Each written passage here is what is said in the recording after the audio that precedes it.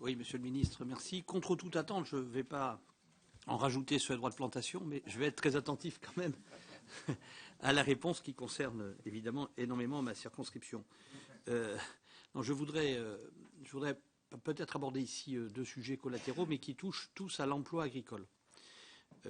Bon, le premier, c'est que je me pose toujours la question de savoir au total où vont les sommes d'argent colossales de la politique agricole commune, puisqu'il y a de plus en plus de concentration et de disparition donc, de propriétés, une augmentation théorique de la productivité, et toujours le même besoin finalement de budget.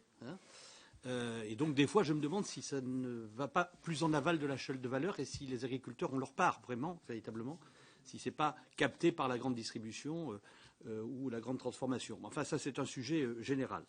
Je voudrais surtout évoquer ici deux sujets qui me tiennent à cœur. Moi j'observe qu'on a de grosses difficultés de reprise d'exploitation par les jeunes et qu'il y a énormément d'exploitations, en particulier dans le domaine de l'élevage, qui ne semble pas être traité sur un pied d'égalité avec les céréaliers en particulier, avec des disparitions terribles de cheptels et d'exploitation, et véritablement la jeunesse qui s'en détourne. Donc je pense que ça c'est un sujet sur lequel il y a peut-être de la marge de manœuvre en politique nationale à l'intérieur des dotations PAC à mobiliser.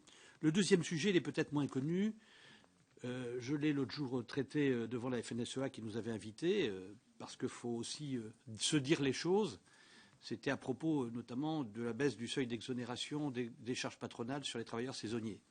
Bon, la FNSEA est évidemment très, comment dirais-je, très remontée contre cette baisse du seuil d'exonération. Il se trouve que chez moi, ça n'aura aucun impact, car on emploie des entreprises qui font de la traite de personnel étranger, payés au prix du pays d'origine.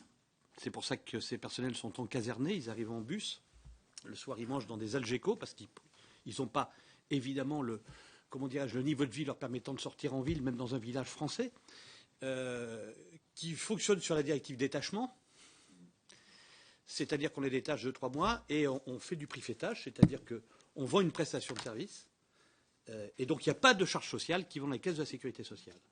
La FNSEA m'a confirmé que ça se généralisait et que c'était parti du Sud, un peu dans les régions fruitières, et que maintenant ça arrive de façon irrésistible dans les régions viticoles. Et chez moi, ça arrive à Pessac-Léognan, donc où je suis environné d'une quinzaine de grands crus classés. Donc ça n'est pas pour améliorer la productivité ou la compétitivité des grands crus classés en question, puisque de toute façon, ils sont dans l'industrie du luxe et mettent les prix où ils veulent.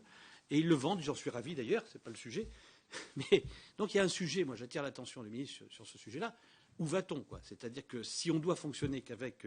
Alors, le dernier avatar, et j'en termine, c'est qu'une de ces sociétés, par inadvertance, a loué des Sahraouis à des gens qui, par ailleurs, c'était à Pauillac,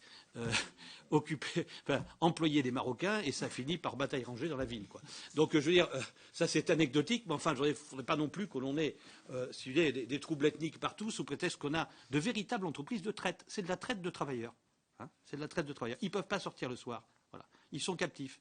Donc je pense que c'est un sujet auquel il faut s'attaquer rudement en intergouvernemental, puisque ça concerne aussi M. Sapin et d'autres ministres. Mais je pense que ce n'est plus possible de continuer de façon aussi cynique sur ce sujet-là. Voilà, c'est mon point de vue.